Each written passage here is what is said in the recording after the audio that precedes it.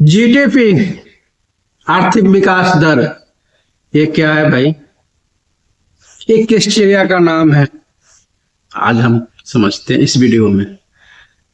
क्योंकि अक्सर हम सुनते हैं कि देश का विकास दर इतनी %, देश का जीडीपी इतनी ट्रिलियन, लेकिन बहुत सारे बंदे या आम पब्लिक को इसको पता नहीं होता है कि जीडीपी कैसे निकाले जाते हैं, कैसे नापा जाता है।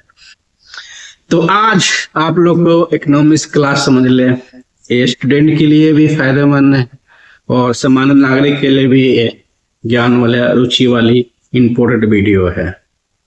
तो आपको आज बिल्कुल सिंपल भाषा में ऐसा समझाएंगे कि आपको बिल्कुल याद हो जाएगा। आप जीडीपी के बारे में क्या है, होती है, कैसे होती है, कैसे निकलता है, सब बताऊंगा आप। चाहे आप 5वीं क्लास के स्टूडेंट हो या यूपीएस की तैयारी कर रहे हो, इकोनॉमिक्स में रुचि रखते हो या सामान्य नागरिक हो, सबके लिए फायदेमंद है वीडियो। तो आप इस वीडियो में बने रहें। मैं आपका दोस्त सतीश मेहता फ्रॉम तालका न्यूजम दिल्ली। आप चैनल पर नए हो तो प्लीज सब्सक्राइब करें। आपको ऐसी नॉलेज वाली वीडियो और ज्ञानवर्धक वीडियो और करंट अफेयर में आपको रुचि है तो आपको जानकारी मिलती रहेगी। तो ज्यादा कुछ बात करते नहीं हुए आपको मेन मुद्दे पे आते हैं कि जीडीपी क्या है। दोस्तों, हाल ही फिलहाल में सरकार ने दूसरी तिमाही का आर्थिक विकास दर आंकड़ा निकाला है, जिसमें 8.2% के विकास दर से तिमाही में ग्रोथ हुआ है। ये 8.2% का मतलब क्या होता है? दोस्तों, सरकार हर 3 महीने पे विकास दर का आंकड़ा निकालती है जीडीपी का, कि देश कितने ग्रोथ से विकास कर रही है। हर 3 महीने में निकालती है, यानी कि दूसरा क्वार्टर का है। इसमें सबसे ज्यादा 8.2 ग्रोथ रेट दिखाया गया है, क्योंकि ये पिछले 6-7 हफ्ते का सबसे उच्चतम विकास दर है। इसलिए सरकार भी वाह वाह कर रही है, खुशी से नाच रही है कि देखो ट्रम्प साहब का 50% ट्रॉफी भी हम लोग का कुछ नहीं बिगाड़ सकती है, क्योंकि अनुमान से ज्यादा ने देश का विकास दर आया है। तो भाई ये कैसे निकलता है ये भी आपको बता रहा हूं। जीडीपी का पहले तो फुल फॉर्म होती है ग्रॉस डोमेस्टिक प्रोडक्ट, हिंदी में बोले तो सकल घरेलू उत्पाद। ग्रोथ का मतलब क्या होता है?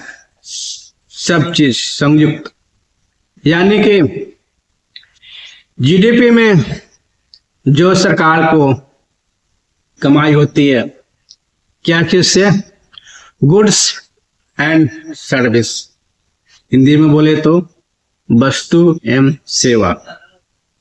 यानी कि गुड्स एंड सर्विस से देश के सीमा के अंदर जितनी % का वृद्धि हुआ वही देश का आर्थिक विकास दर होती है। ये तो आपको बात समझ में आ गई होगी, आर्थिक विकास कैसे होती है। चलिए आपको थोड़ा और डिटेल में बताते हैं। मान लिया कि देश का कंपनी टाटा नमक समझ लो, टाटा कंपनी समझ लो, ठीक है। उसने तिमाही में लगभग एक आंकड़ा लेते हैं 1000 कमाया, ठीक है जी। और एक और देश का कंपनी अदानी, जानते ही होंगे आप लोग, हाँ, एयरपोर्ट जो चला रहे हैं अभी, एयरपोर्ट में जो बवाल हो रहा है, ठीक है जी, फ्लाइट कैंसिल हो रही है, कारण उस मुद्दे बने जाना। तो वो भी 3 महीना में 1000 रुपये कमाए, ठीक है जी। कितने हो गए? 2000 रुपया। अब दूसरी एक सैमसंग कंपनी वो कहाँ के है भाई? सैमसंग कंपनी, ये है साउथ कोरिया के। जो मोबाइल चलाते हो और उसके इलेक्ट्रॉनिक सामान आती है, उसने भी 3 महीना में 500 रुपये कमाया। कितने हो गए? 2500 रुपया। ये अपने सीमा के अंदर देसी या विदेशी कोई भी कंपनी हो, यहाँ जो प्रोडक्ट बनाया, सामान बनाया, उसकी कीमत 2500 रुपया हुआ तो समझ लो कि ये 2500 रुपया जीडीपी में जुड़ गया। ये तो हो गया गुड्स, यानी कि प्रोडक्ट, सामान। गुड्स का मतलब जो आप हाथ से टच करते हो, छू सकते हो, महसूस करते हो, उसको गुड्स कहते हैं, सिंपल भाषा में। अब दूसरा हुआ सर्विस। अब सर्विस में क्या होता है? जैसे मैं आपको वीडियो के द्वारा ये टीचिंग कर रहा हूं या आपको न्यूज सुना रहा हूं, नॉलेज दे रहा हूं, ये हो गया सर्विस। अगर मैं इस सर्विस के बदले पैसे ले रहा हूं तो ये हो गया सर्विस में, यानी कि सेवा कर में आ गया। ठीक है जी। इसी तरह जितने जी प्रोफेशनल होती है वो भी सर्विस में आते हैं। होटल इंडस्ट्री में जो भी काम देते हैं आपको, यानी कि सेवा करते हैं, वेटर हो गया, मैनेजर हो गया, वो सब सर्विस में आते हैं। ये जो बैंक आपको सॉफ्टवेयर द्वारा कुछ भी आपको ऑनलाइन परचेज करते हो, या वो सब सर्विस सेक्टर में आती है। तो यानी कि जो मशीन द्वारा नहीं किया हुआ सामान, उत्पादन नहीं किया हुआ, वो सर्विस सेक्टर में आती है। तो ये समझ लीजिए आप सर्विस में मान लें कि देसी और विदेशी कंपनी मिला के ये भी 2500 रुपया कमाता है। तो ये डीजेपी, ये जीडीपी 5000 रुपये हो गए। अब ये 5000 को ये समझ ले आप परसेंट में निकाल दो, तो वही यानी कि 1 साल में या 3 महीने का आंकड़ा दिया, 3 महीने में इतने परसेंट यानी कि जीडीपी में इजाफा हुआ। ठीक है, ये तो हुआ तिमाही के। अब ये पूरे तिमाही में मान लो 4 तिमाही होती है, चारों का आंकड़ा अप्रैल में इकट्ठे जोड़ के निकलती है, यानी कि ईयरली जो फाइनल निकलता है वो विकास दर, यानी कि देश का विकास दर उसको कहते हैं। लगभग 2025-26 में अनुमान है कि 7 पॉइंट कुछ % विकास दर रहेगी। ये तो जीडीपी के आपको समझ में आ गई। थोड़ा एक्स्ट्रा नॉलेज के लिए आपको ये भी बता दूं कि इस समय इंडिया यानी कि भारत 4थे नंबर का जीडीपी रखने वाला देश है। लगभग इंडिया का जीडीपी 4.17 पॉइंट कुछ ट्रिलियन जीडीपी है, और अपने से आगे बस 3 देश है। पहला नंबर में आप अमेरिका है, जिसका जीडीपी लगभग 30 पॉइंट कुछ ट्रिलियन है। क्योंकि मैं परसेंट कुछ बोल रहा हूँ, क्योंकि मैं लिख के नहीं बोलता हूँ। अगर लिख लूंगा तो पूरा आपको परसेंट वाला भी 0 कुछ बता दूंगा, लेकिन मेरे दिमाग में 30 पॉइंट कुछ होते हैं, मैं सेव कर रखता हूँ। मेमोरी में दिमाग में फिट होती है सब। और आपको दूसरे नंबर पे जो चाइना है, उस समय इसका जीडीपी लगभग 19 पॉइंट कुछ ट्रिलियन है। और 3 नंबर का है जो हम लोग इसको पीछे छोड़ने वाले हैं 1 या 2 साल में, वो है जर्मनी, जो यूरोप का कंट्री है जर्मनी। उसका जीडीपी हम लोग से थोड़ा ही ऊपर है, लगभग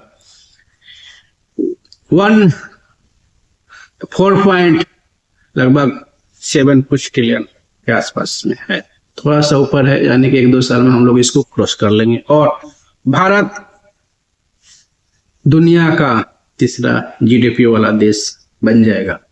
टारगेट 2027 है। तो कुछ एक्स्ट्रा जीडीपी कंट्री रखने वाला बता दो।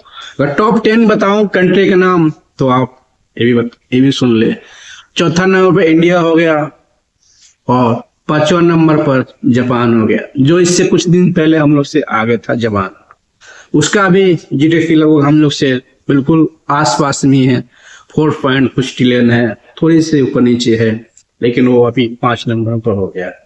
और जापान का भी जीडीपी और धीरे धीरे कम होती जाएगी, क्योंकि उसका ग्रोथ रेट हम लोग से बहुत कम है, बल्कि वो है ही नहीं ग्रोथ रेट, और हम लोग 8-7% के विकास दर से बढ़ रहे हैं।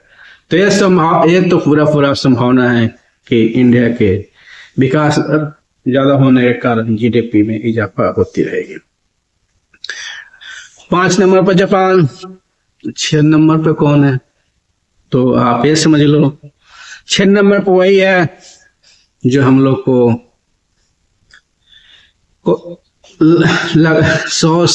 हम लोग का जो गुलाम बना के रखा था, यानी कि ग्रेट ब्रिटेन, इंग्लैंड।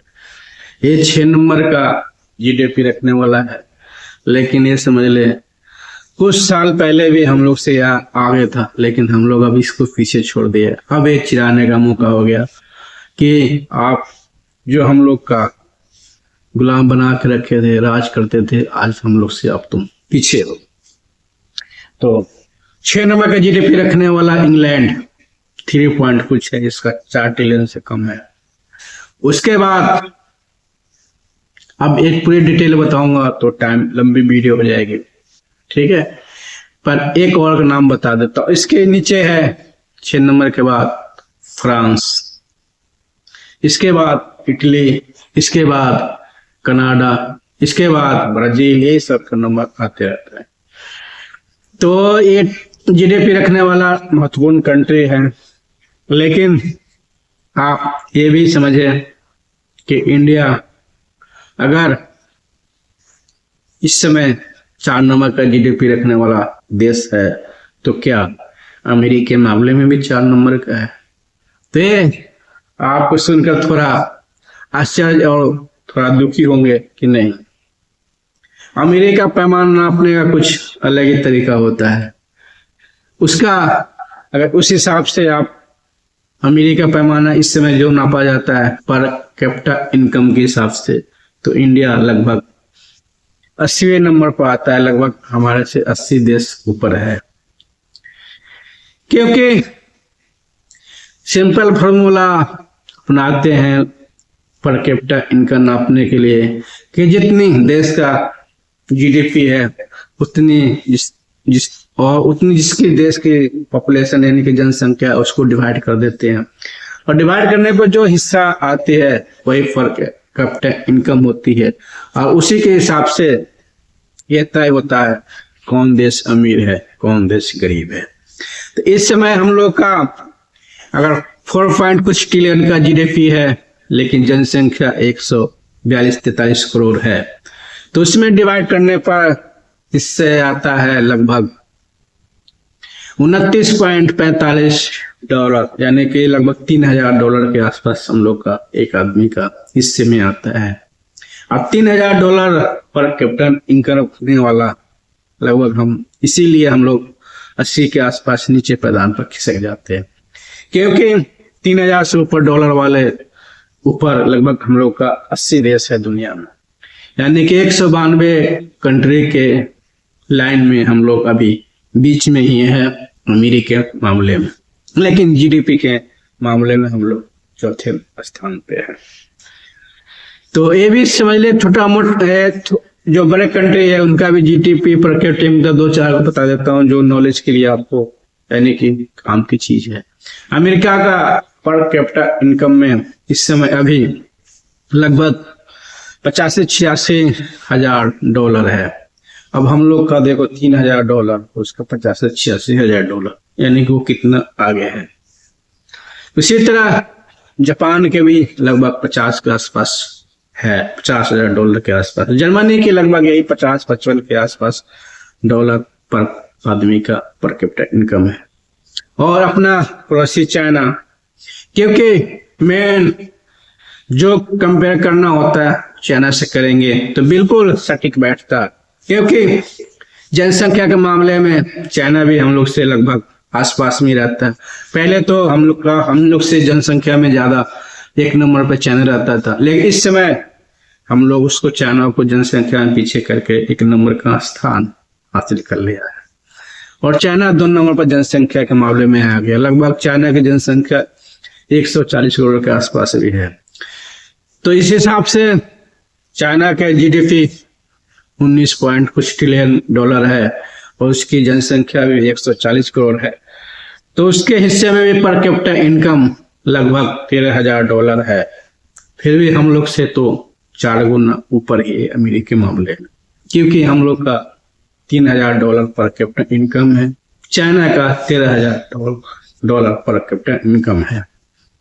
ये तो मोटा मोटी आपको जानकारी में दे दिया है, क्योंकि ये एक्स्ट्रा जानकारी थी। जीडीपी के तो आप समझ लो कि जो देश में उत्पन्न होती है गुड एंड सर्विस, उसकी जितनी कीमत होती है वृद्धि, उसी को जीडीपी कहते हैं। और जीडीपी के एक छोटा ये भी होता है अंक जीएनपी। तो आप एक शॉर्टकट में ये भी बता दो जीएनपी क्या होती है। जीडीपी के मामले में होता है कि अगर चाहे विदेशी कंपनी हो, देसी कंपनी हो, कुछ भी यहाँ जो बनाए देश की सीमा के अंदर, उसको जीडीपी में काउंट करते हैं। वहीं जीएनपी में जो विदेशी कंपनी होती है, देश के अंदर जो प्रोड्यूस करता है सामान, उसकी कीमत हम लोग जीएनपी में नहीं काउंट करते। जीएनपी में एक्स्ट्रा काउंट होता है जो इंडिया कोई भी कंपनी या आदमी जो विदेश में कमाता है और इंडिया डॉलर भेजता है, उसको जीएनपी में काउंट करते हैं। तो ये थोड़ा अंतर होता है। मान लें कि बहुत सारे बंदे हम लोग यूपी के और जो सीमांत से दुबई कमाने यानी कि सऊदी अरब जाते हैं, अगर वहां से कोई सऊदी अरब अमेरिका से डॉलर भेजता है तो उसके काउंट जीएनपी में होती है। तो एक छोटा मोटा आपको ये भी एक्स्ट्रा जानकारी आपको दे दिया। जीएनपी क्या होती है, जीडीपी क्या होती है, यही अंतर होता है जीएनपी में जीडीपी में। जीएनपी में जो इंडिया का आदमी पूरी दुनिया में कहीं भी रहे, अगर वो इंडिया में पैसे भेजते हैं तो जीएनपी में काउंट होती है। वही जीएनपी में जो विदेश का कंपनी इंडिया में काम करती है, उनकी इनकम को जोड़ा नहीं जाता। यही एक मेन फर्क होता है जीएनपी और जीडीपी में। तो आप लोग को आशा करता हूं कि जीएनपी, जीडीपी, आर्थिक विकास दर, पर कैपिटा इनकम इस वीडियो में आप लोग को अच्छी तरह से समझ में आ गई होगी। Thank you.